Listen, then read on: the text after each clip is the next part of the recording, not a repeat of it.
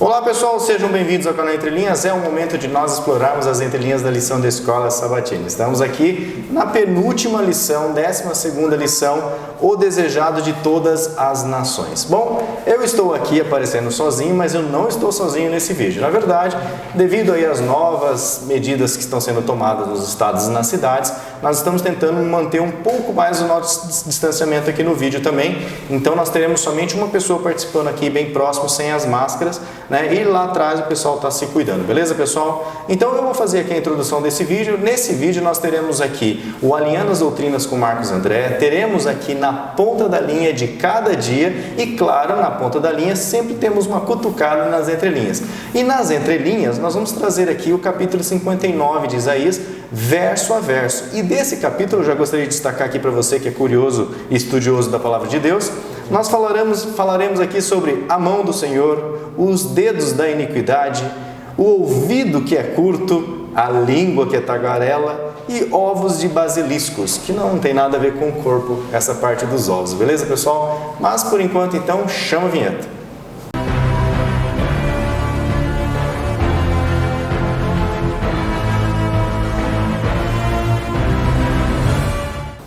Bom pessoal, então sigo eu aqui com os comentários. Nós não teremos aqui o react do Ricardo aqui, né, do Alexandre, os vazios que estão aqui do meu lado, mas eles estão aqui, poderão aí reagir no background. Queria agradecer a todos vocês que têm comentado, se engajado no canal. O vídeo saiu hoje de manhã, já temos aqui 10 comentários. Nosso muito obrigado. Lembrando que o likezinho, o comentário é a forma da plataforma valorizar o conteúdo e ela mesmo de forma gratuita, sem a gente investir nenhum recurso, ela então sugere esse conteúdo para outras pessoas. Então agradecimento aqui a Maria Lúcia Machado Figueira, feliz sábado a todos, lição maravilhosa, vocês são muito bons, obrigado Maria. Marcos Rodrigo, aqui é o pastor Marcos da Igreja Pentecostal Caminhando na Palavra de Campo Mourão, muito bom estudo, bem explicado, continuem, amém. Legal pastor Marcos, e que o Senhor continue aqui conosco também, né, acompanhando a cada estudo. Estamos encerrando essa série, mas logo mais iniciaremos uma série de novos 13 estudos, beleza, pastor Marcos? Lierson dos Santos Carneiro Santos diz: muito bom estudo, assistindo do começo ao fim, embora com o filho ligando durante o estudo. Vocês é que são os heróis perseverantes e nós agradecemos a Deus por isso. Lígia e Lierson de Parnamirim, Rio Grande do Norte. Um abraço a Lígia e ao Lierson aí que comentaram aqui conosco. Venceslau Catinde, né, se assim pronuncia. Olá pessoal, irmãos em Cristo, venho acompanhando a vossa sapiência milimétrica sobre o debruçar das lições. Deus abençoe, grande a vossa missão. Gostaria de receber o vosso conteúdo em PDF ou via WhatsApp, por debilidade da nossa internet aqui. Obrigado. Acredito que o irmão Catinde seja de Angola, mas não tenho certeza. Catinde, isso. Deve ser. Ô Venceslau, nós temos aqui na descrição desse vídeo o link para os slides que nós apresentamos aqui, tá? E também temos aqui o link para os grupos de WhatsApp. Não sei se você usa o WhatsApp aí no celular, mas você pode entrar nos dois grupos Famílias Entre Linha 1 e 2. Há uma troca intensa de livros em PDF, de materiais em PDF, não só aqui do canal. E aí tem o Família Entre Linhas ADM, onde somente nós, administradores do canal, postamos aí o link dos vídeos semanais e também poucos materiais que achamos relevantes aí para o grupo, beleza? Então, se isso ainda não for suficiente, entre em contato, né, conosco aí, a gente vai tentar te ajudar. Wanda Alves, oi rapazes, sou do Rio de Janeiro, graças a Deus pelo canal Entre Linhas, lição 10, maravilhosa, parabéns, obrigado Wanda aí pelo seu comentário aí do Rio de Janeiro. Edila Mendes, vamos conseguir os 10 mil, é isso aí Edila, estamos a caminho e graças a Deus, cada semana a gente está sentindo lá o númerozinho de inscritos crescer, e graças a vocês, muito obrigado, viu pessoal? A você Edila, né, que comenta e ajuda a se engajar aí nesse canal, muita gente precisando de cultura bíblica, Espírito Santo proverá, isso aí Edila Mendes. A Edna não mandou de onde é, depois manda Edna, de onde você é. Elizabeth Leles, olá meninos, que explicação maravilhosa da lição dessa semana, parabéns a todos, Marcos, Lúcio, Alexandre, que por sinal falou bem demais sobre os invisíveis, fazia tempo que não comentava, mas nunca deixo de ver, adoro, que Deus esteja sempre com vocês, abraço a todos. Elizabeth Leles já comentou conosco mesmo, mas volta a comentar, que nem eu comentei no último vídeo, né, às vezes um comenta, o outro não comenta, o importante é que se der no seu coração, comenta aí, porque ajuda bastante não só o canal Entre Linhas, como todos os canais que vocês apoiam e gostam do conteúdo. A Sandra Bittar, penúltimo comentário: olá meninos e família Entre Linhas, muito boa abordagem sobre os invisíveis sociais. Quantas e quantas vezes vivemos tal situação e naturalizamos, transferimos para o outro, para a instituição, o governo, o cuidado com o abandonado, com o marginalizado. Felizmente encontramos muita gente fazendo a diferença. Gostaria de destacar, se vocês me permitem, e claro, vamos permitir aqui destacar ao vivo aqui, Sandra, o trabalho de profissionais dos consultórios de rua, e em específico no combate à tuberculose no Rio de Janeiro. Olha o que a Sandra está falando aqui. Entre outros aspectos, gostaria de enfatizar que há alguns anos atrás, a quantidade de casos finalizados com cura superaram os acompanhados em centros de saúde e postos de saúde, né, municipais, provavelmente. Acredito que o profissional que se dedica a atender população de rua tem algo mais que apenas profissionalismo. Eles percebem os vários fatores visíveis e invisíveis que cercam aquela pessoa invisível social e paulatinamente se aproxima, acolhe, sensibiliza, conscientiza, se responsabiliza não só pelo invisível social, mas por toda uma comunidade, por toda uma sociedade. Graças a Deus encontrarmos pessoas assim, em cada um, né, em seus setores. Vocês com os Entre Linhas, pessoas nas instituições religiosas e sociais, profissionais na linha de frente, no combate, na pandemia, cada um, né, cuidando naquele dom que Deus deu para ele, né, Sandra? E a gente vai desenvolvendo. Em dados momentos parece que estamos enxugando gelo, mas lembra das palavras de Cristo, a Sandra comenta. Neste mundo vocês terão aflições, contudo, tenham bom ânimo, eu venci o mundo, João 16:33. Vamos continuar orando, pedindo a Deus fortalecimento espiritual para realizar a obra segundo a vontade de Deus. Excelente semana para todos, é o que deseja a nossa amiga aqui, inscrita do canal, irmã querida Sandra Bittar. E o último comentário é também de uma outra irmã muito querida, parceira do canal, Edilza Nascimento. Bom sábado, que tenhamos todos uma boa semana. Pessoal, mais uma vez, obrigado aí pelo carinho, obrigado por trocar essas palavras aqui. Com certeza teremos outros comentários depois desse, que não serão gravados, mas fica já de antemão o nosso agradecimento, beleza? Então agora, novamente, como eu expliquei na introdução desse vídeo, estamos aqui num formato com um distanciamento maior, eu vou dar a entrada aqui para o Marcos André, que vai então fazer aquela oração inicial e também alinhar o tema dessa lição, o desejado de todas as nações, né, com uma doutrina bíblica. Então agora é com você, Marcos André. Olá amigos do canal Entre Linhas, mais uma semana estamos nós aqui estudando juntos a Palavra de Deus. Essa semana, infelizmente, eu não pude preparar o material porque eu precisei fazer algumas viagens de trabalho, ainda estou em viagem, mas eu não poderia deixar de passar aqui, pelo menos para fazer a nossa oração inicial, para pedir a orientação de Deus. E eu fico devendo o estudo dessa semana, prometo que na semana que vem, pela graça de Deus, a gente normaliza e volta novamente com o quadro Alinhando as Doutrinas. Mas antes de começarmos o estudo de hoje, como temos feito sempre, eu vou convidar você a fazer uma oração. Vamos orar? Senhor Deus, muito obrigado pela semana que nós tivemos, muito obrigado pelas bênçãos que o Senhor tem nos dado e muito obrigado pela oportunidade que o Senhor dá mais uma vez de estarmos aqui estudando juntos a Tua Palavra. Nós te pedimos, Senhor, pela Tua graça e pela Tua misericórdia, que o Senhor continue nos iluminando, continue colocando verdades profundas no nosso coração, na nossa mente, para que assim, Senhor, a Tua verdade possa nos transformar. Que assim como Jesus Cristo disse dos seus discípulos, vocês estão limpos pela palavra, assim também possamos ser purificados pela Tua palavra. Nós te pedimos isso sem mérito algum, mas te pedimos pelo nome do nosso Senhor e Salvador Jesus Cristo. Amém. Eu termino aqui essa participação, volto no final para orarmos novamente e agora você fica com o Ricardo, com o Alexandre e com o Lúcio lá em Campo Mourão.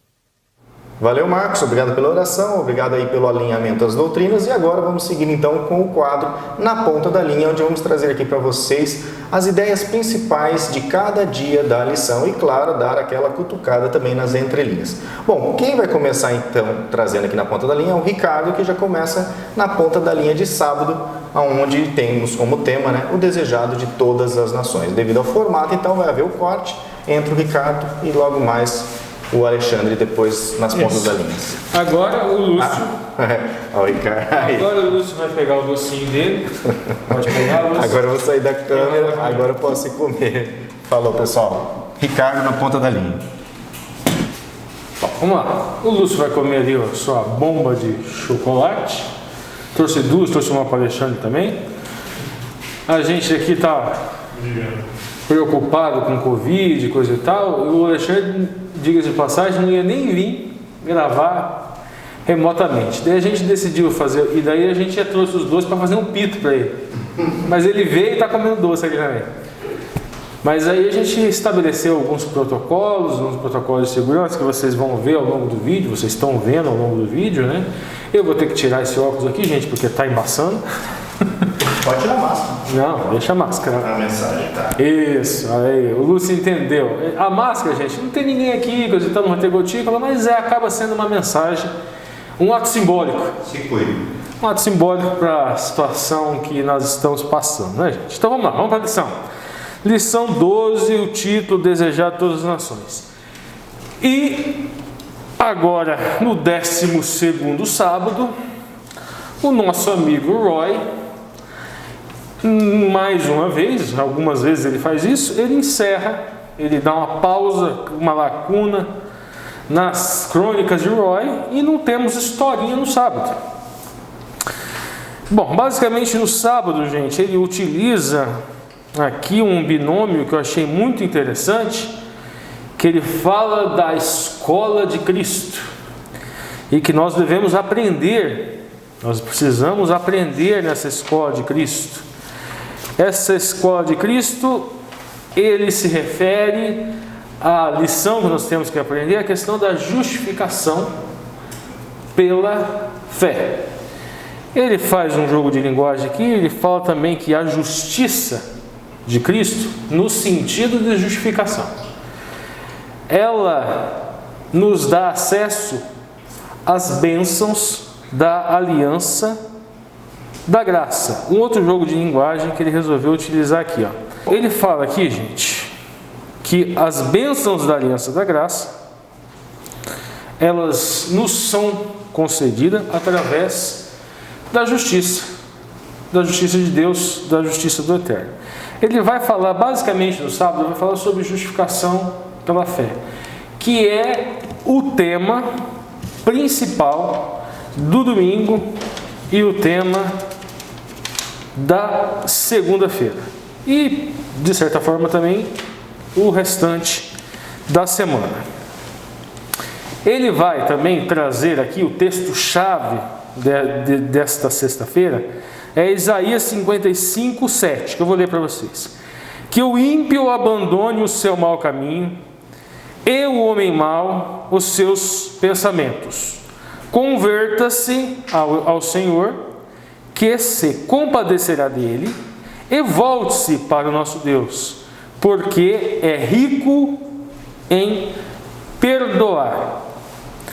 Depois ele traz aqui uma passagem do Espírito de Profecia, que fala o seguinte, que nós devemos confiar em Deus, nos apoiar nos méritos de Cristo, e que a partir de então nós receberemos o auxílio. Nós recebemos o auxílio de Deus. Nós vamos ver isso em alguns versículos de Isaías 59 e Isaías 60 no decorrer da lição. Basicamente, a lição de sábado é isso. É um preâmbulo à justificação pela fé que é encontrado no Antigo Testamento, que é encontrado em Isaías 59, Isaías 60 e Isaías 61. Legal, vamos então agora na ponta da linha de domingo, os efeitos do pecado, Ricardo. Bom, gente, nós vamos fazer nessa semana a mesma coisa que nós fizemos na semana passada. Eu vou me ater exclusivamente aqui à ponta da língua, e depois que o Alexandre terminar a segunda-feira, eu vou ler verso a verso Isaías 59. E lá nós vamos encontrar muitas, as entrelinhas, vamos dizer, nós vamos ter o complemento com base na língua hebraica, vamos fazer mais ou menos aquilo que a gente fez semana passada. Aqui a gente se atém à ponta da linha, língua portuguesa, e depois a gente vai buscar no hebraico, e nós vamos ver que vai acabar chegando vai acabar chegando no mesmo lugar.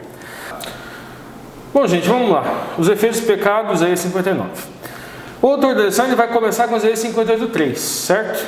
E o povo estava perguntando a Deus: por que jejuamos, se tu nem notas? Por que nos humilhamos, se tu não levas isso em conta? Mas o que tinha acontecido aqui? Isaías 58:3.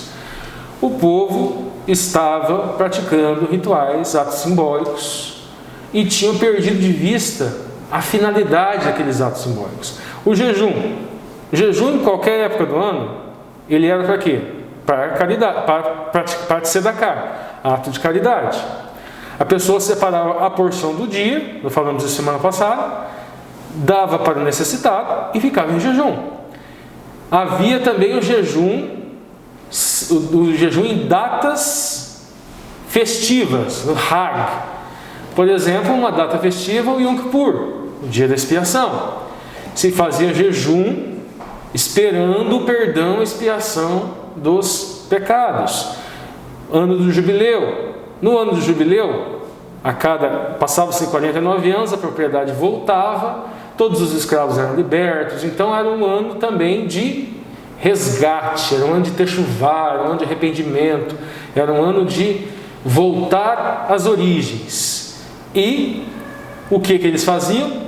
Quebravam os marcos, para que a propriedade não pudesse voltar para o plano original, porque eles queriam permanecer de forma ilegal com aquela propriedade. Então eles, na verdade, é que estavam quebrando a finalidade dos rituais, diferente do que eles estão reclamando aqui. Aí o autor da lição, no segundo parágrafo, o que ele vai propor, gente? Ele vai pegar Isaías 59:1 e vai transmutá-lo. O texto original é diferente. Ele vai transformar Isaías 59:1 numa pergunta. Vocês percebam o seguinte: Isaías 59:1, vou ler o original para vocês. Eis que a mão do Senhor não está encolhida, para que não possa salvar, nem o seu ouvido agravado, para que não possa ouvir. Esse é o Isaías 59:1. O autor da lição faz uma transmutação e transforma em pergunta. Por quê? Porque ele fez um paralelo com Isaías 58:3, que é uma pergunta. Então note, aí ele transmutou e transformou o texto assim: por que imploramos que a mão do Senhor nos salve, mas Ele não o faz? Por que clamamos a Ele, mas Ele não ouve? Daí depois ele segue: Isaías respondeu que Deus podia salvá-los e ouvi-los. Respondeu em Isaías 59:1.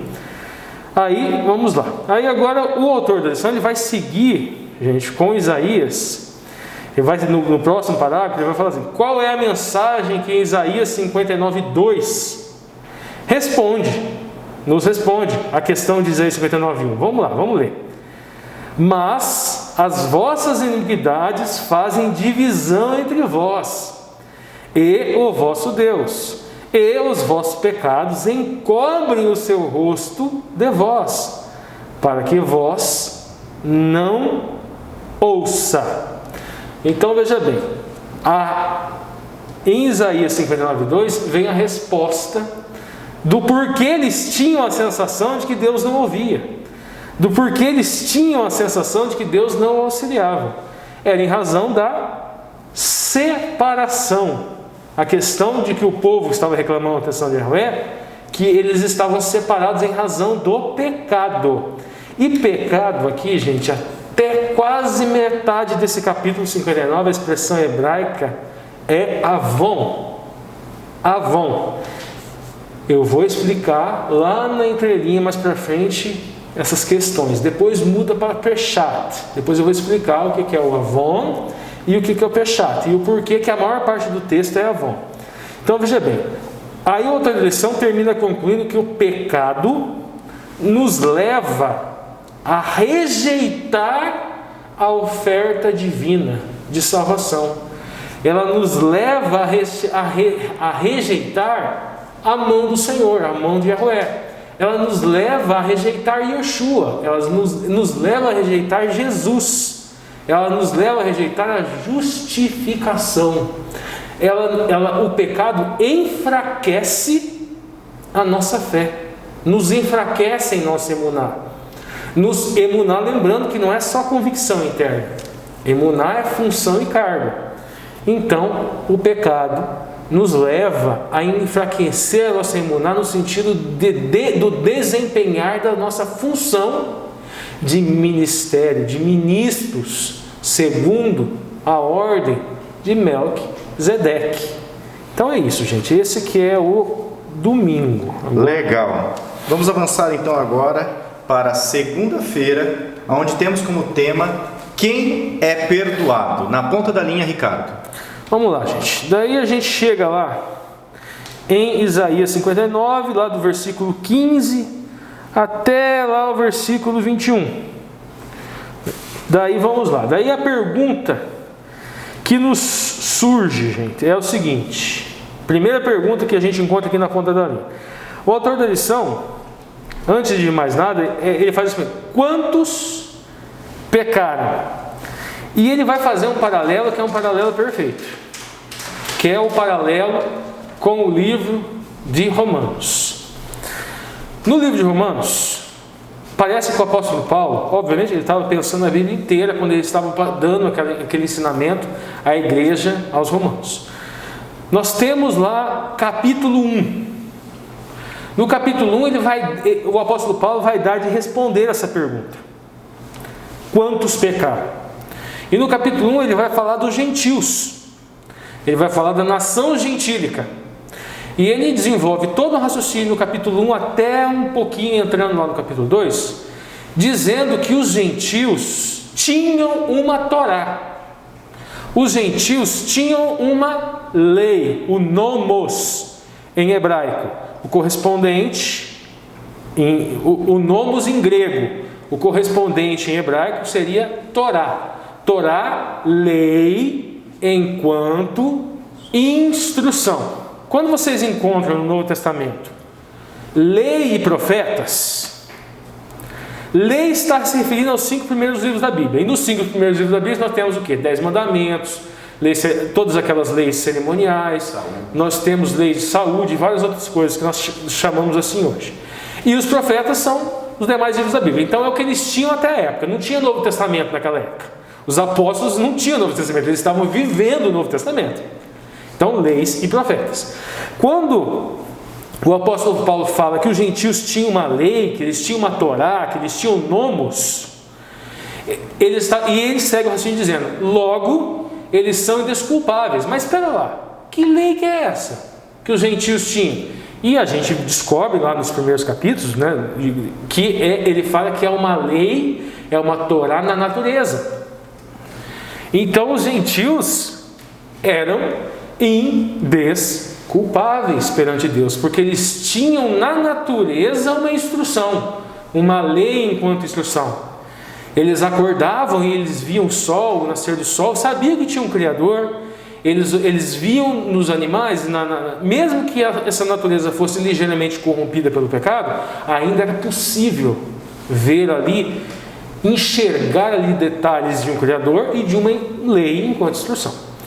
Depois ali lá do meio do capítulo 2 até o capítulo 3, ele vai falar de uma Torá, agora a Torá escrita, e fala que os judeus também eram indesculpáveis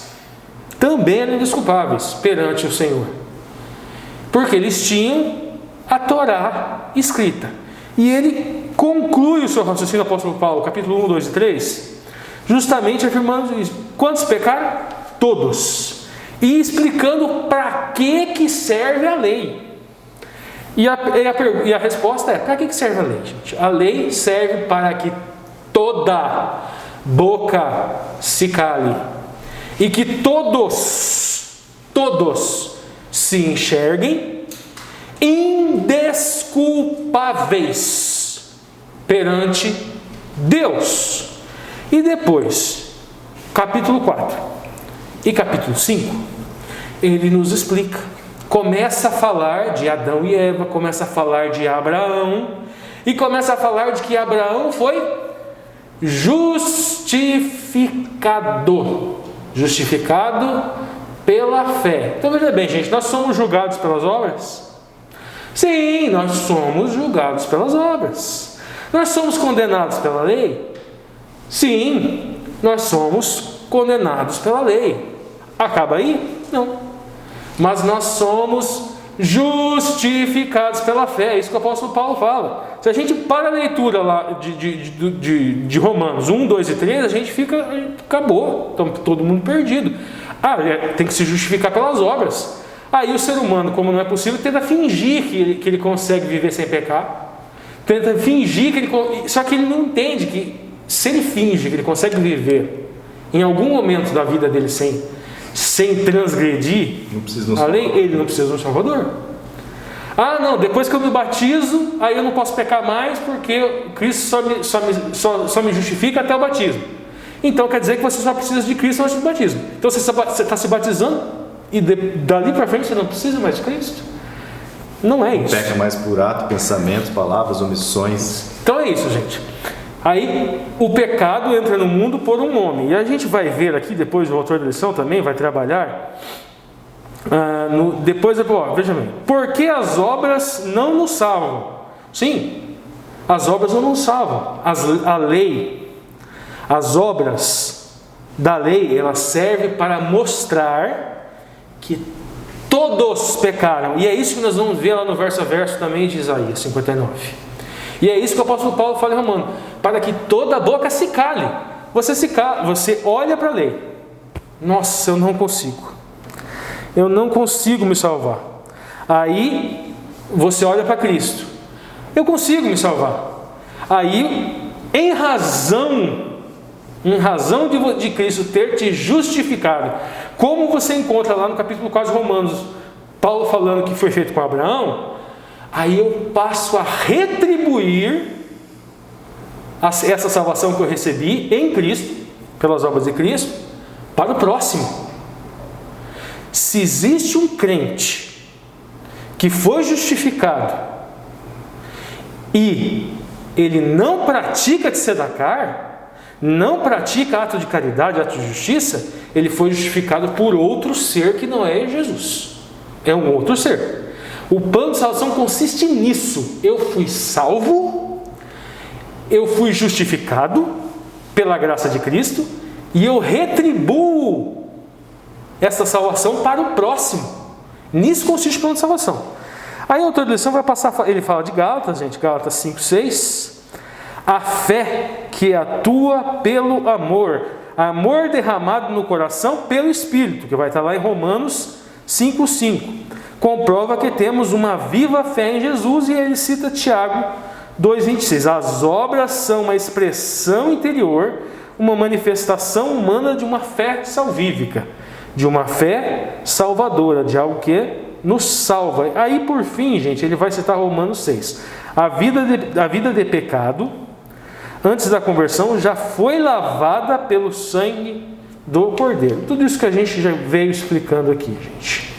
Então, a lição de segunda-feira é isso. Então, quem pecou, todos pecaram. Aí ele fala o seguinte, que quem pecou não é a pergunta para o dia do juízo, mas quem é que foi perdoado? Quem foi justificado? Somos julgados pelas obras, mas não somos salvos por ela. Somos salvos pela fé em Jesus, pela fé em Cristo. Somos salvos pela graça e pelas obras de Cristo. Mas se nós temos emuná, gente, nós retribuímos para o próximo, praticamos o tzedakar, atendemos o necessitado, atendemos a viúva, atendemos o órfão. Bom, pessoal, seguindo agora o distanciamento e também na ponta da linha, temos agora aqui o estudo de terça-feira, apelo universal. Vou fazer mais um corte aqui, e aqui quem vai aparecer agora é o Alexandre, para continuar na ponta da linha com vocês. Bom, obrigado, Lúcio. Obrigado, Ricardo, que falou a primeira parte também. Saudade de vocês. Pelo doce não. Hã? Pelo doce não. Obrigado pelo doce do Ricardo. Agora nós vamos chegar na lição de terça-feira, então. Eu gosto de pensar uma palavra para resumir a lição. E eu vou tomar a liberdade de pegar, inclusive, para a parte do Ricardo. Quais seriam as palavras que eu faria então para domingo, segunda, terça, quarta e quinta? Domingo, a palavra que eu peguei é pecado, a centralidade do pecado e da situação de nós como perdidos. Na segunda, a palavra que eu destacaria seria perdão. Então, Cristo como caminho para o perdão, a salvação pela graça, como o Ricardo muito bem levantou. Isso na segunda. Na terça-feira eu colocaria luz, porque vai falar aquela ideia de uma luz que brilha e que atrai todos os povos. Na quarta-feira eu colocaria a palavra libertação, vai falar muito em torno do ano do jubileu. E na quinta-feira eu colocaria a palavra vingança, porque daí vai falar do juízo também. Então a gente vai falar do juízo só, e é interessante isso, a gente vai falar do juízo só depois que nós falarmos da graça, depois que nós falarmos da libertação, depois que nós falarmos da luz que nos é oferecida, depois que nós falarmos de tudo isso, da libertação, por fim a gente vai falar do juízo. Mas vamos chegar primeiro na lição de terça-feira. A lição de terça-feira tem por título Apelo Universal e ela centraliza nas passagens de Isaías 61 até 3. Eu destaquei aqui 2 textos. Isaías 61 e 2 é um chamado levanta-te e resplandece. E depois, em Isaías 63 ainda vai falar que o resplendor de ti nasceu. Está se referindo a Jerusalém. Só que está se referindo também ao resplendor que nasce de Jerusalém. O que é isso? Será que... E existem várias interpretações possíveis, né? Será que está se referindo a nós sermos a luz do mundo? Jesus Cristo falou dos seus discípulos, né? Vós sois a luz do mundo. Se você pega a luz e coloca debaixo da mesa, ninguém vai ver. Então você coloca a luz onde todos a vejam. Essa luz ela tem um propósito, essa luz ela serve para guiar. Se a gente segue na leitura ali em Isaías 61, 2, 3, a gente vai ver que ela atrai todos para si. Essa luz, ela atrai os gentios, ela atrai o povo e ela ilumina, ela guia. Eu entendo essa luz e entendo que o autor da lição também trabalha nessa linha. Eu entendo essa luz como sendo o próprio Cristo. Jesus Cristo como a luz, Jesus Cristo como a luz do mundo. E isso fica mais claro quando ele vai usar a passagem de Gênesis 12, 2 até 3. Nessa passagem é dito aquela promessa a Abraão, de que na tua descendência serão benditas todas as famílias da terra. É interessante porque isso aqui não se refere apenas às famílias dos descendentes de Abraão. A bênção não é oferecida a Abraão ou aos descendentes de Abraão, mas a todas as famílias da terra. E a descendência de Abraão, a semente de Abraão, é o meio pelo qual essa bênção atinge todos os moradores da terra. Qual a compreensão que nós temos então? Essa luz, essa bênção na qual são benditas todas as famílias da terra, é o próprio Jesus Cristo. E por fim, eu gostaria de destacar uma passagem que não está na lição, mas que eu acho muito interessante, que está lá em João 12, 32, em que Cristo fala que quando for levantado o Filho do Homem, atrairá todos para si mesmo. Qual é a ideia aqui? Assim como Cristo, levantado na cruz, atraiu todos para si, onde encontrariam salvação, essa luz que resplandece, que brilha a partir de Jerusalém e que atrai todos os povos para si, ela é uma figura do Cristo.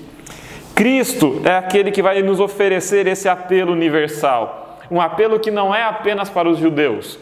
Um apelo que é para todos os povos, judeus e gentios. Um apelo que é para a salvação. Todos vós que tendes sede, vinde, tomai e bebei. Esse é o convite que Cristo nos faz. E agora a gente pode seguir para a lição de quarta-feira. Na quarta-feira temos como tema o ano aceitável do Senhor. Na ponta da linha, Alexandre. Voltando agora para a lição de quarta-feira. A lição de quarta-feira tem por título o ano aceitável do Senhor. E essa referência ao ano aceitável do Senhor, ela é direta também ao ano do jubileu. O que seria esse ano aceitável do Senhor? Ela vai estar lá em Isaías 61, 1 até 3. Então vai passar por 61, 1, 61, 2, 61, 3. O Senhor me chamou para proclamar libertação ao cativo, para proclamar vista aos cegos, para curar, para libertar o oprimido. Então nós vamos ter ali uma série de libertações. A gente tem a libertação do pecado, a gente pode pensar o fim da opressão, o fim da exploração E por fim, o anúncio de um ano que é o ano aceitável do Senhor. Esse ano aceitável do Senhor é uma referência ao ano do jubileu, a gente já falou disso na lição passada. E será quando se cumpriria isso? Quando aconteceria essa libertação? Quando aconteceria esse fim da opressão? E também quando aconteceria esse dia da vingança? Porque logo depois do ano aceitável do Senhor vem o grande dia da vingança. Existem várias interpretações possíveis, vou lançar aqui uma delas. Essa libertação, esse ano aceitável do Senhor, ele seria apenas depois que Jesus voltasse. Nessa ideia, nessa teologia, eu vivo aqui nessa terra aguardando as delícias do céu, apenas. Esse ano aceitável do Senhor, ele pode fazer menção também ao reino. E muito dentro daquela teologia do reino a gente vai pensar assim. Então, o ano aceitável do Senhor começa o reino de Deus em mim, aqui, já, agora. A libertação que Cristo promete, a libertação que está contida aqui nesse anúncio em Isaías 61, ela não é uma libertação apenas para quando Jesus voltar. A mensagem de Cristo ela não faz sentido apenas quando Jesus voltar. A libertação prometida é uma libertação para já, para hoje, para agora.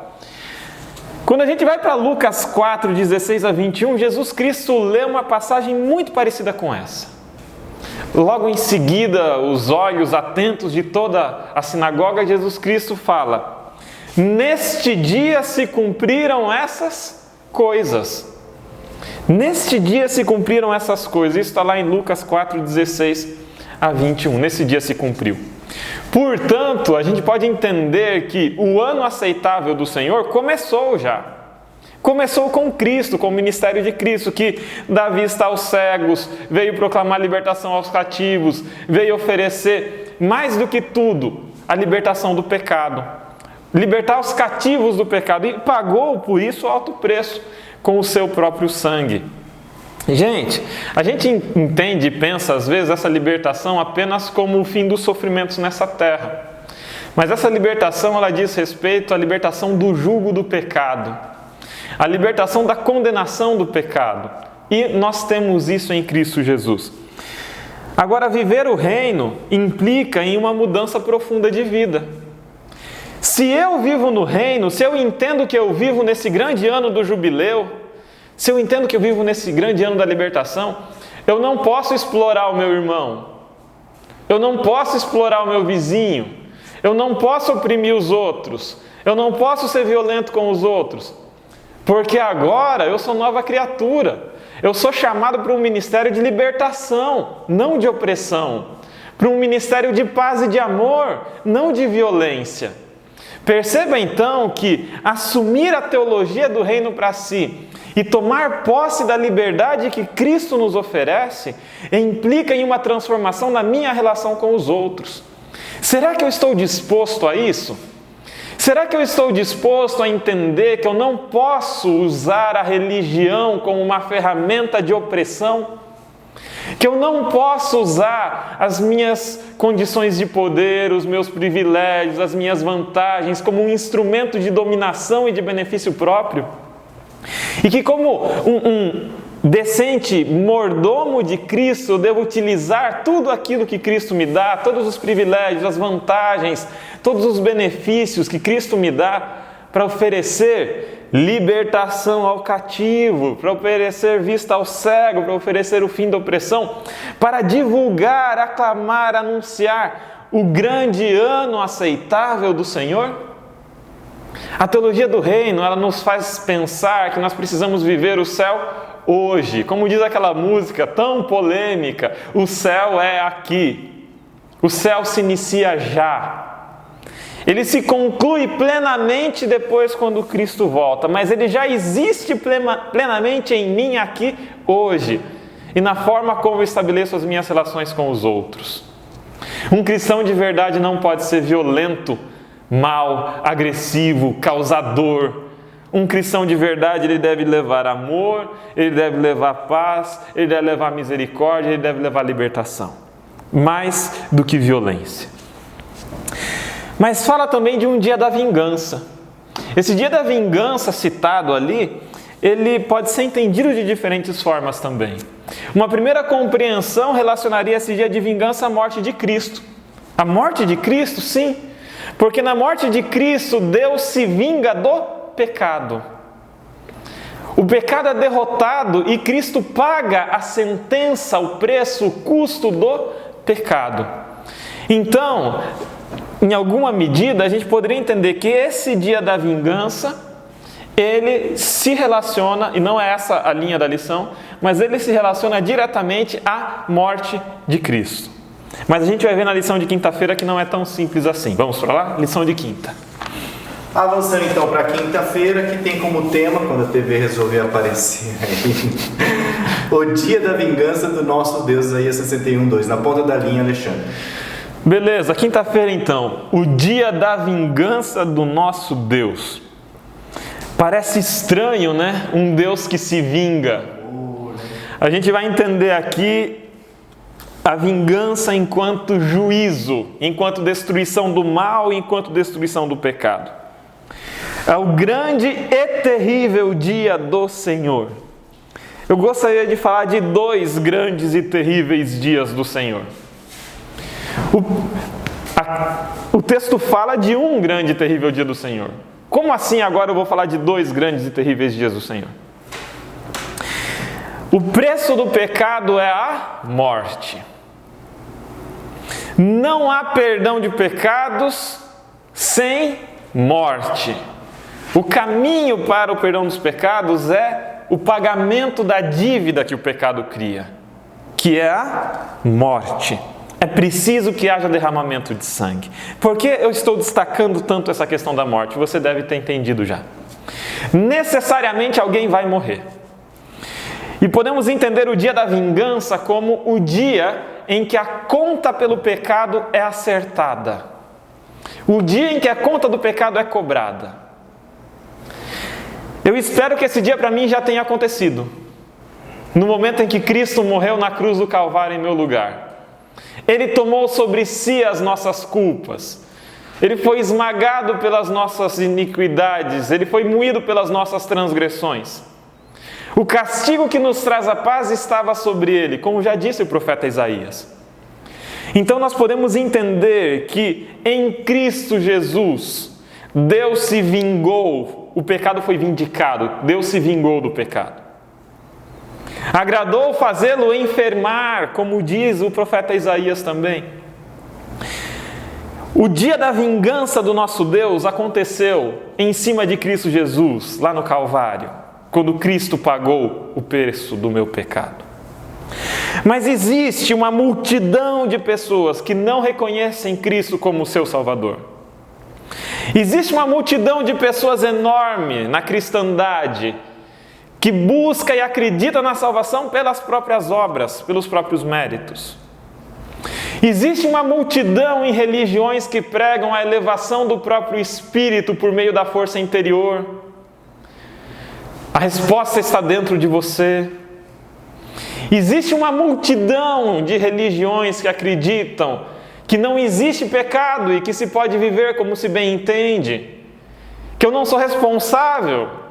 E existe uma legião de pessoas que praticam o mal ao próximo, que é vil, que é violenta, uma geração corrupta, que não se arrepende pelos seus pecados, que não busca uma aspiração de salvação, que não sonha com o céu. Para essas pessoas virá também o grande dia da vingança do Senhor. O preço do sangue que traz a paz, que traz a salvação, foi oferecido a elas. Cristo ofereceu os seus méritos, Cristo ofereceu a salvação, mas ela não foi aceita. Nesse caso, essas pessoas precisarão pagar pelo próprio pecado. Assumirão a carga das consequências da sua vida, das suas decisões, da violência cometida, do mal feito, da dor e do sofrimento causado. E nesse caso, será necessário que num ato estranho de Deus elas sejam sim destruídas. O dia da vingança do Senhor pode ser entendido como o dia em que a vingança de Deus cai sobre o pecado em Cristo, na cruz. Mas ele é entendido plenamente no momento em que o pecado é eliminado. Esse é sim o grande dia da ira do Senhor. O grande dia do juízo. O grande dia da vingança do nosso Deus. Descrito lá no livro de Apocalipse, quando desce fogo do céu. O lago de fogo e enxofre, onde é jogado o diabo e seus anjos e a morte. E todos aqueles que estiveram tão apegados ao pecado, à maldade, à violência e à soberania sobre si, que não reconheceram o poder de Deus sobre si, não reconheceram a mão salvadora estendida, não reconheceram a soberania de Deus sobre nós. Para esse grupo será necessário sim a destruição, porque a vida eterna seria a condenação da felicidade, da possibilidade de harmonia, da paz, do universo e da existência deles numa vida eterna de pecado. Outra maldade seria vil, é incompatível com Deus. Nesse sentido, o ato de amor de Deus é um ato estranho, porque é a violência da destruição final, do pecado e do pecador, e da morte, e de Satanás e de seus anjos. A gente não pode perder de vista o dia do juízo, ele virá, é certo que ele virá. Mas a gente precisa lembrar, e agora eu volto para aquela série de palavras que eu comecei. Na lição de domingo existe pecado e todos nós somos pecadores, irremediavelmente maus. O perdão é oferecido para nós na lição de segunda-feira, nós temos esperança de perdão. Nós nos tornamos luz na medida em que participamos desse perdão e anunciamos esse perdão aos outros. Essa luz é Cristo, que habita em nós. Já não vivo eu, mas Cristo vive em mim. Cristo é a luz do mundo. Lição de terça-feira. Na lição de quarta-feira, Cristo nos oferece libertação. O grande dia da expiação, se existe um grande dia da vingança, existe o ano aceitável do Senhor. A esperança de libertação, libertação do pecado, libertação da culpa, libertação da morte eterna, libertação da morte. Mas, após a libertação, para aqueles que não querem ser libertos, será necessária a vingança, será necessário o juízo, será necessário a destruição do pecado. Entender a destruição do pecado, fora, separada, alienada da dimensão da graça, transforma Deus num ser vil, mal. Entender a graça e junto com a graça oferecida, a necessidade da destruição para a preservação da vida, transforma Deus, e a gente percebe Deus, a visão de Deus, um Deus amoroso, um Deus acolhedor e um Deus perdoador. Um Deus que não quer que nenhum se perca. Deus não se alegra com a morte do ímpio de forma alguma. Esse é o Deus em quem a gente crê. Esse é o Deus que Isaías anuncia. O Messias que dá a vida em favor dos seus amigos.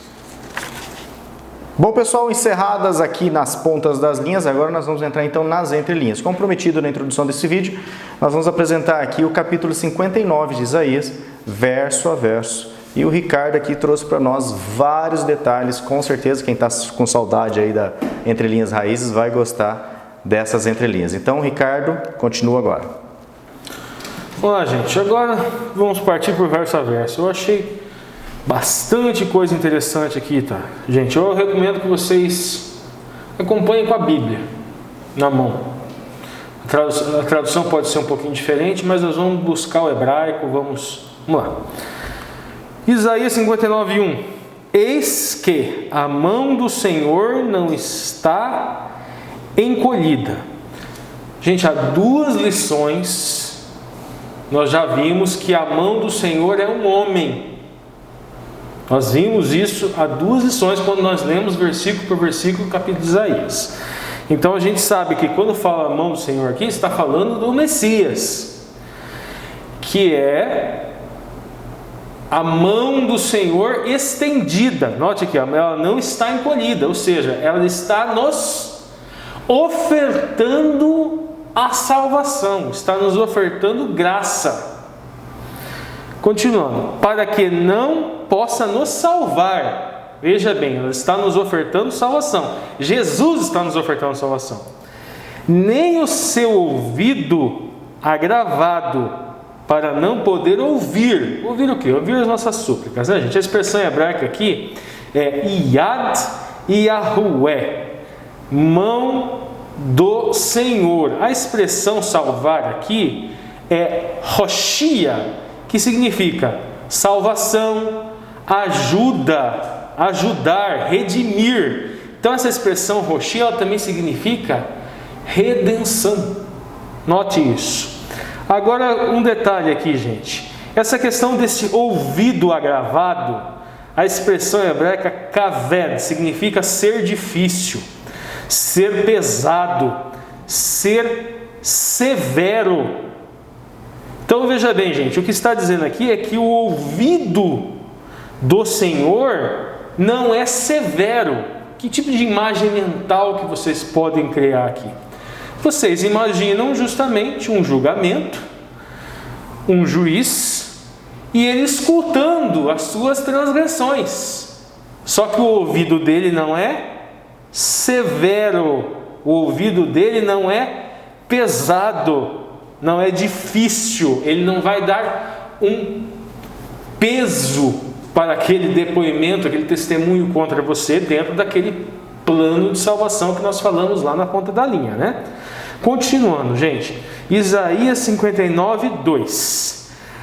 Mas as vossas iniquidades fazem divisão entre vós e o vosso Deus, e os vossos pecados encobrem o seu rosto de vós. Por quê? Encobre por quê? De vergonha, pelos atos que são praticados por nós, para que vós não ouça.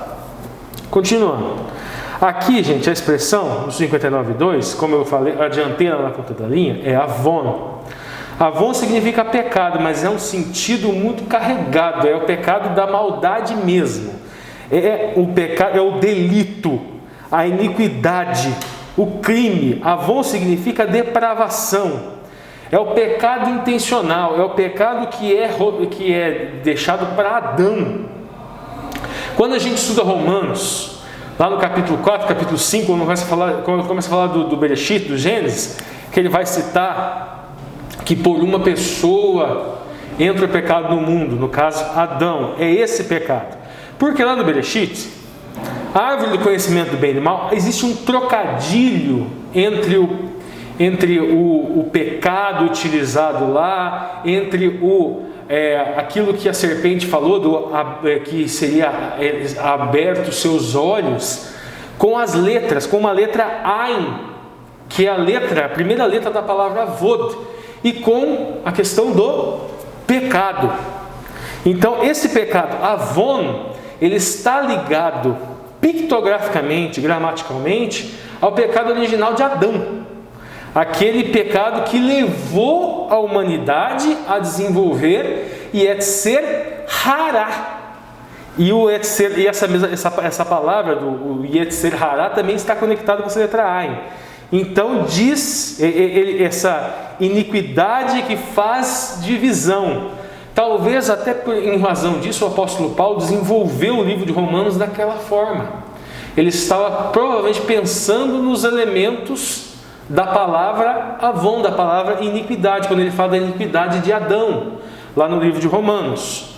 Seguindo, gente, então vamos lá. Agora o 59.3. Porque as vossas mãos estão contaminadas com sangue. Aqui no 59.3 nós estabelecemos um paralelo com o 59.1. No 59.1 nós encontramos o que? A mão do Senhor. Nós temos a mão do Senhor estendida para nos ajudar, para nos socorrer. Mas em contrapartida, no 59.3, nós vemos a mão do povo suja de sangue. E os vossos dedos de iniquidade, e os vossos lábios falam falsidade, e a vossa língua pronuncia perversidade. A questão que eu trago aqui também, gente, é a questão dos dedos. Nós temos lá, a palma da mão seria a palavra kaf, que também é uma letra, mas a palavra kaf significa palma da mão. Esta palma da mão, ela está associada, ela está associada com o próprio Messias, como nós falamos anteriormente. O Messias é o ajudador, certo? A mão do Senhor é a mão que nos ajuda, o Messias é quem nos justifica. Agora, este povo aqui, eles estão com as mãos sujas de sangue, mas esse sangue não é do Messias, esse sangue é do necessitado, esse sangue é do próximo.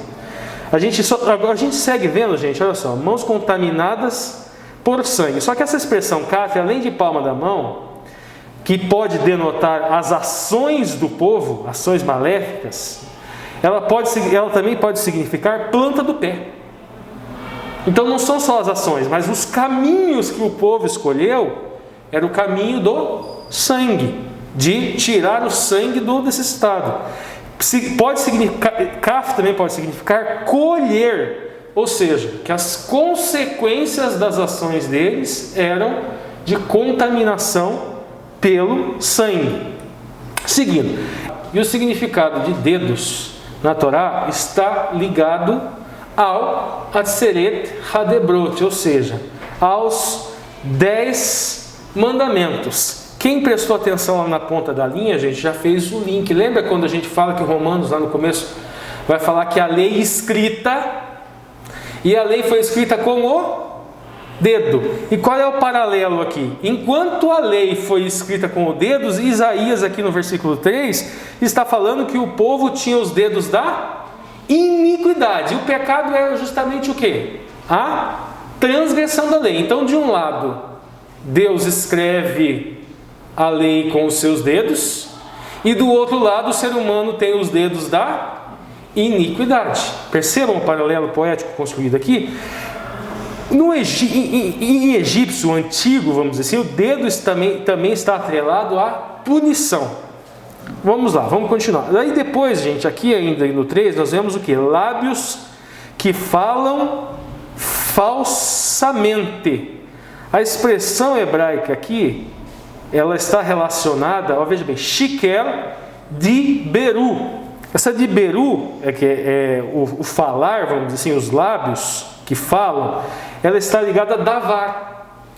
Davar está ligada ao Aseret Hadebrot, que é aquilo que nós chamamos de os 10 mandamentos, mas na verdade significam os ditos, as falas. Então, de um lado, nós temos o quê? As falas do Eterno na lei, na tábua dos 10 mandamentos, e do outro lado do povo nós temos o quê?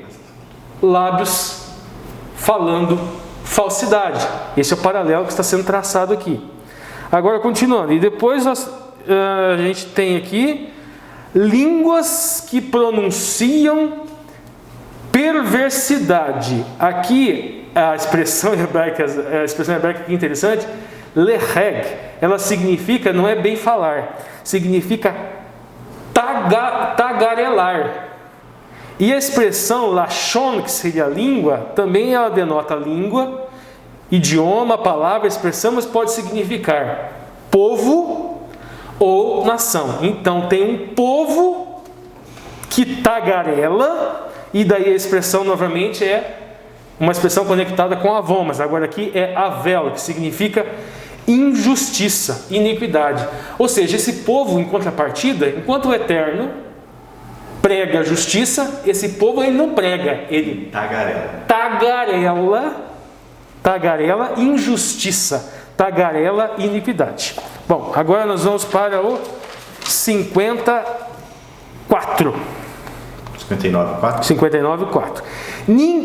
Lembra do Romano, gente? Agora aqui vai ficar mais claro ainda. Olha. Ninguém há que clame pela justiça, nem ninguém que compareça em juízo pela verdade. Confiam na vaidade e andam falando mentiras.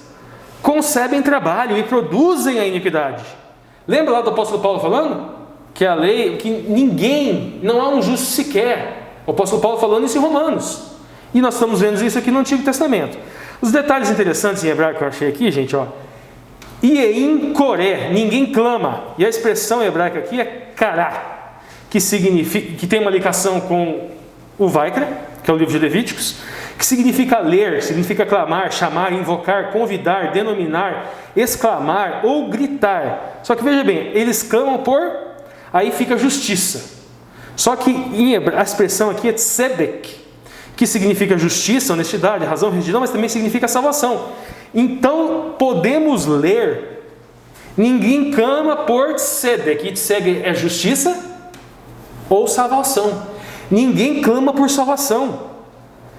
E agora a parte mais interessante que eu achei nesse versículo, gente, é o seguinte: nem ninguém comparece em juízo pela verdade. Adivinha qual é a palavra hebraica utilizada para verdade aqui? Quem está no canal há muito tempo já fala, emet, verdade? Não, não é. A palavra hebraica utilizada para verdade aqui é emuná. Emuná é nishpat be-emuná. E esse B aqui é como se fosse dentro da emuná. Então seria mais ou menos assim: ninguém comparece em juízo dentro da emuná, dentro da fé.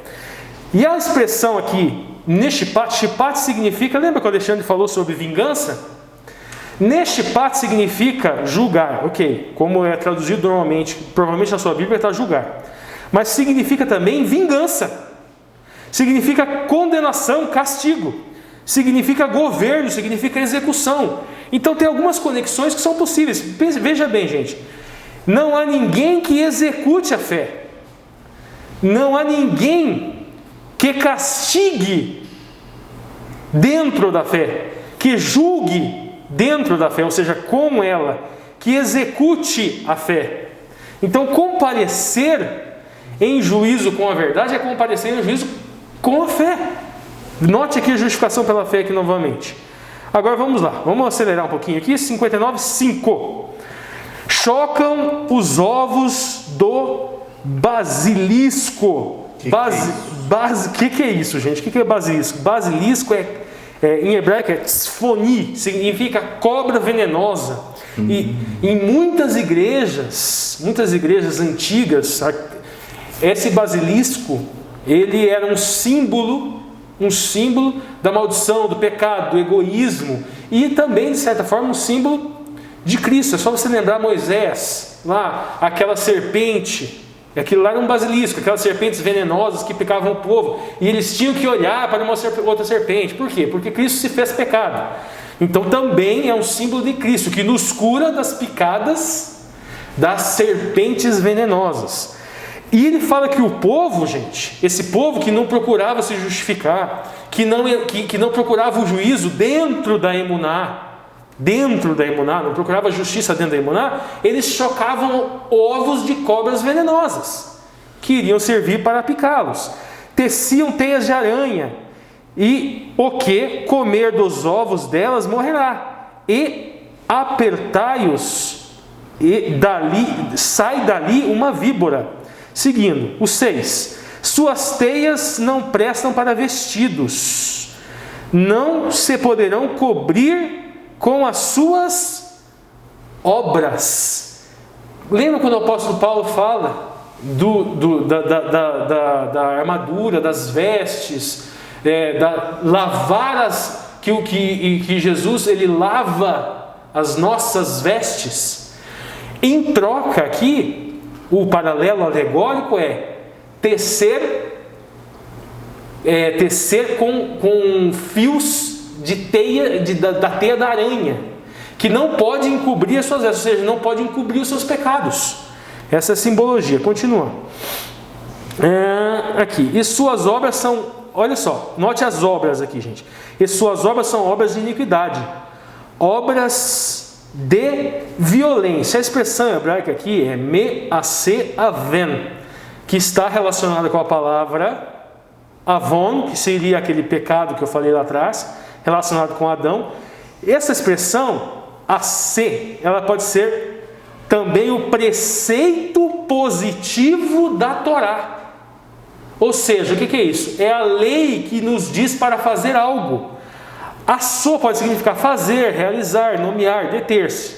Só que a ser pode ser o cumprir da lei também. Então não é só o fazer uma obra de violência.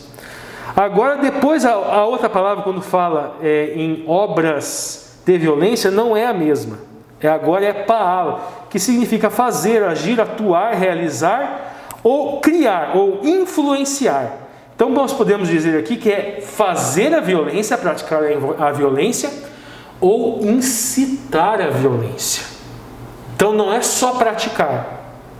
O influenciar a violência também, o texto é um pouco mais amplo. Aí no 7 não tem mais tanta coisa, então a gente vai ler um pouco mais de velocidade. Os seus pés correm para o mal, se apressam a derramarem sangue inocente. Os teus pensamentos são pensamentos de iniquidade, aqui é avô. Destruição e quebrantamento há nas suas estradas. O 8. Não conhecem o caminho da paz, shalom, nem há juízo nos seus passos, e as suas veredas tortuosas a fizeram por si mesmos. Note aqui, novamente, a justificação pelas obras. As suas veredas as fizeram por si mesmos. O povo trilhou esse caminho por si. Todo aquele que anda por elas não tem conhecimento de paz, de shalom. Aí o 9, versículo 9. Pelo que o juízo está longe de nós. E aqui juízo é o mishpat. E a justiça não nos alcança. E aqui justiça é tzedakah, que é ato de justiça e ato de caridade. Lembra que mishpat é shipat, que pode significar também juízo, costume ou salvação. Vamos lá, continuando. E aqui aquela parte que está relacionada com o Alexandre. Esperamos pela luz. E aqui, obviamente, Cristo é essa luz, é o Mashiach. E eis que só há trevas, pelo resplendor, mas andamos em escuridão, andamos sem o Mashiach, andamos sem o Messias. Apalpando-nos pelas paredes como cegos. Sim, como os que não têm olhos andamos apalpando. Tropeçamos ao meio-dia como nas trevas, e nos lugares escuros somos como os mortos. No 11, todos nós bramamos como ursos e continuamos gemendo como pombas, esperando o juízo. Aqui é mishpat a palavra. E ele não aparece para a sua salvação. Leshua, que é uma palavra da raiz de Yeshua, ou seja, Yeshua não aparece, salvação não aparece. E está longe de nós. Por que está longe de nós, gente? Lembra que nós lemos lá antes? Por que estava longe deles? Porque eles estavam trilhando caminho de morte, caminho de derramamento de sangue, por todos aqueles motivos que foram elencados. Por causa do 12, né? O 12 vai dizer. Porque nossas transgressões se multiplicaram perante ti, e os nossos pecados testificaram contra vós, porque as nossas transgressões estão convosco. E agora, aqui lembra que eu falei que vai chegar uma hora que o avon ia mudar, e a palavra para pecado ia mudar, e aqui mudou. E aqui a palavra agora, a transgressão, é pechat, é rebelião, é o levantar a mão, e a rebelião do céu, é o pecado de Satanás, o pecado não é mais o pecado de Adão. Lá para trás estávamos tratando de avon, é o pecado que está mais linkado a Adão. Agora aqui é o pecado luciferiano, vamos dizer. É o pecado de rebelião, rebelar-se contra. E os nossos pecados testificam contra nós, porque as nossas transgressões estão conosco. Conhecemos as nossas iniquidades. E por que eles conhecem as iniquidades dele, gente? Porque eles conhecem a lei. É o que o apóstolo Paulo ensinou nos primeiros capítulos de Romano. A lei serve para que para que toda boca se cale, todos se vejam indesculpáveis perante Deus. É o que Isaías está falando aqui no 12. Depois no 13. Como a prevaricar, a mentir contra o Senhor e retirarmos-nos do nosso Deus, o falar da opressão e da rebelião aqui é pechat, e a conceber, expectorar o coração das palavras de falsidade. Proferir aqui. Isso, é que a palavra hebraica aqui é mais forte, é como se você estivesse soltando um catarro. Tossindo as palavras. Tossindo, exatamente, como se estivesse expectorando. Aí no 14, pelo que o juízo se tornou atrás. Como assim atrás? Você não está dando bola para ele. E o juízo aqui é o mishpat. De juízo, no sentido de juízo, no sentido de salvação também. E aqui a justiça, a justiça se pôs ao longe, aqui é o de Sedacar. Ou seja, Sedacar é justiça e caridade. Vamos lá. Porque a verdade anda tropeçando pelas ruas. E aqui verdade não é mais emuná, aqui é emet. Então a verdade emet anda tropeçando pelas ruas. Continuando. Sim, a verdade, e aqui emet de novo, a verdade desfalece. E quem se desvia do mal arrisca-se a ser despojado. E o Senhor ouviu, e parece mal aos seus olhos, que não houvesse justiça, mishpat. E viu que ninguém havia, olha aqui agora o ensinamento do apóstolo Paulo novamente, e viu que ninguém havia. E maravilhou-se que não houvesse um intercessor. Espera, olhou no povo e o povo não havia ninguém que seguia esses passos. Se maravilhou que não tinha um intercessor. A palavra hebraica aqui é o Goel, é o resgatador. Lembra que o Alexandre falou do jubileu na lição passada? O Goel é quem resgata a propriedade. Olhou e Cristo é o nosso Goel. Ele resgata a Canaã celestial. Ele nos liberta do pecado. Continuando. Aí no 17. Agora veja bem, gente. Porque se revestiu de justiça. Se revestiu de tzedakah, de justiça e de caridade. Como de uma couraça, pôs o elmo da salvação. Lembra da armadura do apóstolo Paulo? Olha lá aqui em Isaías.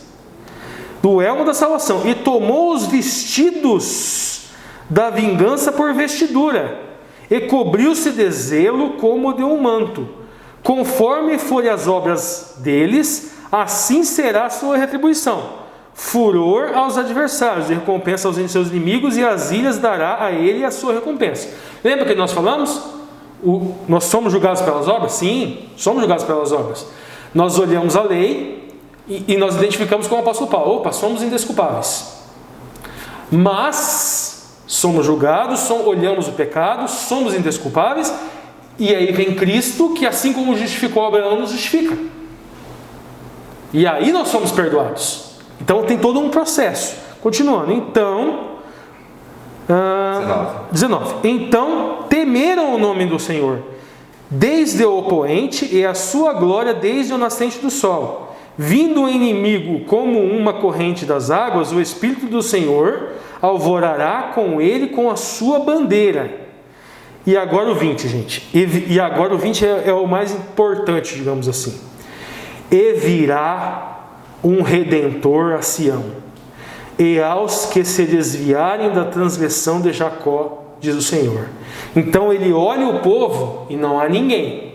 Percebam que até aqui ele olhou e ele falou, não, eu olhei o povo e não tinha ninguém. Mas virá um Redentor de Sião, virá um Goel de Sião. Esse Goel de Sião é o Messias, é o Mashiach, é Yoshua.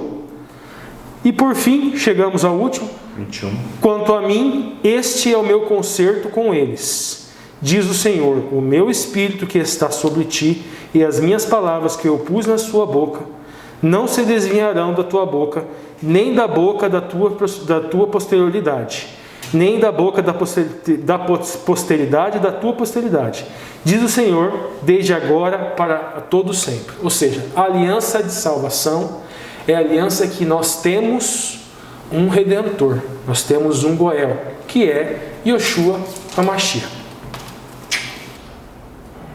Bom, pessoal, essas foram então as entrelinhas que o Ricardo trouxe. Tivemos aqui na ponta da linha, lendo a doutrina, e agora para encerrar então essa missão, esse estudo, chamamos mais uma vez o nosso parceiro lá do Rio, o Marcos André, que encerra com uma oração. Então, Marcos, é com você agora.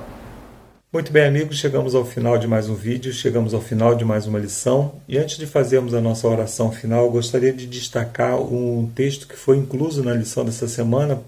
O autor pulou na semana passada, na sequência que ele vinha seguindo, mas ele retomou nessa semana o capítulo 56. Esse capítulo 56 é muito importante para nós, porque ele nos inclui dentro da aliança feita com Israel. Ele nos coloca na aliança feita com Israel. E aqui, quando ele fala, né, de várias categorias de pessoas que não eram inclusas, né, ele inclui também os estrangeiros, que somos nós que não temos a nossa genealogia ligada ao povo de Israel, né? Se somos descendentes, nós não sabemos. E ali no capítulo 56, verso 6, ele diz assim: aos estrangeiros, somos nós, que se achegarem ao Senhor para o servirem e amarem o nome do Senhor, sendo desse modo servos, sim, todos que guardarem os sábados, o sábado, né? Não o profanando e abraçarem a minha aliança, também eu os levarei ao meu santo monte e os alegrarei na minha casa de oração, e os seus holocaustos e os seus sacrifícios serão aceitos no meu altar, porque a minha casa será chamada casa de oração para todos os povos. Então, Deus está dizendo aqui que nós também fazemos parte da aliança feita com Israel. As promessas feitas com Israel também elas se aplicam a nós hoje. As promessas de salvação, principalmente feitas a Israel, elas se aplicam a nós hoje. Então é muito bom quando a gente resolve estudar a cultura de Israel, a cultura hebraica, para que a gente possa compreender a língua, né, que é um ponto aqui do canal através do Ricardo. É muito bom quando nós estudamos isso, para que a gente possa conhecer um pouco mais sobre a cultura sobre a qual a Bíblia foi escrita. No entanto, nós não devemos idolatrar o judaísmo como se fosse algo superior a nós, porque aqui nesse texto Deus fala que vai nos incluir nessa aliança e vai escrever o nosso nome, e o nosso nome será considerado igual ou até superior àqueles que foram incluídos inicialmente na aliança. Então tenha fé que o Senhor te convida hoje a participar de todas aquelas promessas feitas a Israel. Que Deus te abençoe, que Deus nos abençoe para que possamos então fazer parte dessa aliança de salvação e pregar essa aliança a outras pessoas, independente da sua raça, independente da sua proveniência, independente dos pecados que ela tenha cometido, para que elas também possam ser inclusas nessa aliança. Vamos orar? Senhor Deus, muito obrigado porque o Senhor nos inclui nessa aliança de salvação. Nós que não temos mérito, nós que não deveríamos exigir ou ter direito sequer à salvação, através de Jesus, o Senhor paga a nossa dívida com a lei e nos faz salvos pela Tua palavra. Nós te pedimos, Senhor, pela Tua graça e pela Tua misericórdia, que essa salvação possa se estender aos nossos familiares, às pessoas que nos cercam, para que possamos, Senhor, naquele dia quando Jesus Cristo voltar, estar reunidos com aqueles que nós amamos. Te pedimos isso pelo nome do nosso Senhor e Salvador Jesus Cristo. Amém. Obrigado, amigos, e até a semana que vem. Valeu, Marcos. Obrigado a você, obrigado a todos que nos acompanham. Pessoal, fica a mensagem, se cuidem. Mais uma semana aí, que a cada semana a gente vai vivendo com Deus e conquistando os nossos dias ao lado dele. E nos vemos então na última lição, no último tema, que é a renovação do planeta Terra. Esperamos você lá, fiquem com Deus e até lá. Tchau, tchau. Tchau, tchau. Pedro.